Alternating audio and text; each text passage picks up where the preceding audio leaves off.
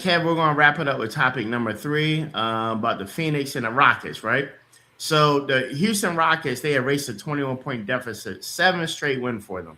So Kevin Durant went back to Phoenix last night, fell behind by 21 points, and the Rockets still won by 14. Houston's one of the hottest teams in the NBA right now. KD finished with 24 points in his emotional return, and all 5 Rockets starters scored in double figures as Houston completed the biggest comeback of their season, 119 to 105. So right now they're 50 and 29 and tied with the Lakers for fourth. So Carcino, are the Rockets the team nobody wants to really see in the first round right now? I wouldn't say they don't want to see. I mean, if they saw them, they wouldn't really care, but they can make things difficult for you. Their problem is going to be scoring. Where the points are going to come from down the stretch. They can you trust the guys that like they've been hot right now for these last couple of games, but in the playoffs is different. You need to be consistently hot. So if they end up playing the Lakers in the first round, the Lakers might put them out. It just all depends. I just see the, Yeah. the Lakers going 7 games with whoever they play to give Luka more rest. Hopefully Luka can come back for them. That's what they want. So they want to give him as much time as possible. Got you. All right, listen. So Houston has, I will say, Houston has been streaky like all season, and you can even argue 7 wins against a soft stretch of schedule doesn't really mean much, right? But also erasing a 21-point deficit against a desperate Suns team that's fighting for play-in seeding is the definition of a team that believes in itself. So, like I said, all 5 starters in double figures means that the offense isn't relying on just one guy going supernova. It's a system basketball that travels into the playoffs. So if they do draw somebody like San Antonio round 2, that's a real series.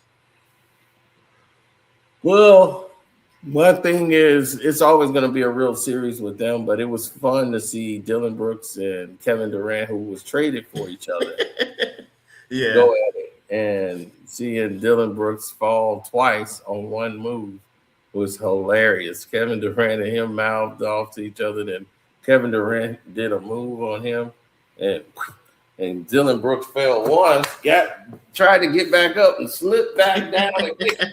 I said, "Oh my goodness! I don't Yeah. think I've ever seen that on the same move. He did Right. only one move. He was gone. What is He he made him still double falling? dip. Yeah, Yeah. he's falling, still falling. I'm like, what? Oh man, that led to the whole comeback, and it's good to have this type of momentum going into the playoffs. You can put off a sort of a run, but they're going to be on the road and not at home in the playoffs. So, but depends on who they play. They could sneak one of the teams. I don't know if it's Denver or the Lakers, because right now I don't know if the Lakers can win a game now towards the Right. end of this season. And if they fall to like the 4th seed, they're gonna play probably the Rockets. If they stay at Hmm. they stay at 5, they're gonna play the Lakers. If they fall to the 4th seed, they're gonna play the Rockets. Kev, I don't know if you can hear me or not. It seemed like it locked up. The stream froze on you real quick. Not sure if you can hear me or not.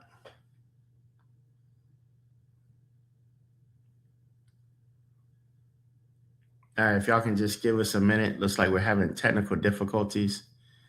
I think Carcino's stream froze up real quick. We'll just give him a second to see if it comes back in. Let's see what we get here.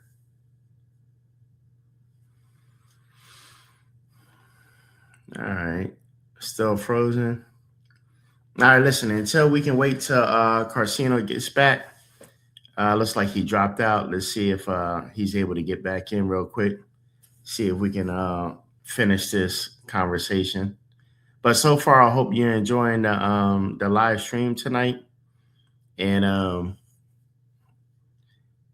we will be returning next Monday with Matthew, the co-host. Right now, we just appreciate Carcino taking the time to hop on to help us with this midweek. We normally don't do Wednesdays. Usually it's going to be on Mondays and Thursdays that we're going to do our podcast. All right. So listen, I want y'all to leave y'all comments down below. I want y'all prediction right now. All right. Hold on. Carcino's back. Let's add him back on here. All right. There we go. All right. All right. You're back now. Now, what I was All right. saying is they fell back. If they fall back to,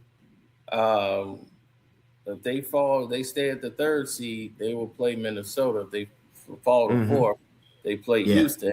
And Right. Minnesota is a bad matchup for them. They eliminated the Lakers last year. Their athleticism gives a lot of problems to the Lakers, but they just so inconsistent. They're immature. Right. That's why I say that's the best thing about the Timberwolves. They're immature. They're a team that should be the second seed or somewhere in that mix, but they never took the next step. They just and Anthony Edwards just too young acting. He doesn't take the game really as seriously as he should. And it's unfortunate. He's got all the talent, but he likes the camera and interviews and all that stuff, and he has no media training and don't care about it. It's like, so Kev, was that the real life Ant-Man when we watched what was the name of that movie with Adam Sandler and the other guy from Spain or where they got named Boa? What was the name of that movie? Yeah, and he kept getting in his head, Boa's head. It was that the real life Ant? Because I'm watching, I'm like, man, I think that's really how Anthony actually really acts. Yeah, that was pretty much it. That's it, man. And he kept giving him the business. It was a good movie, man. I watched it with my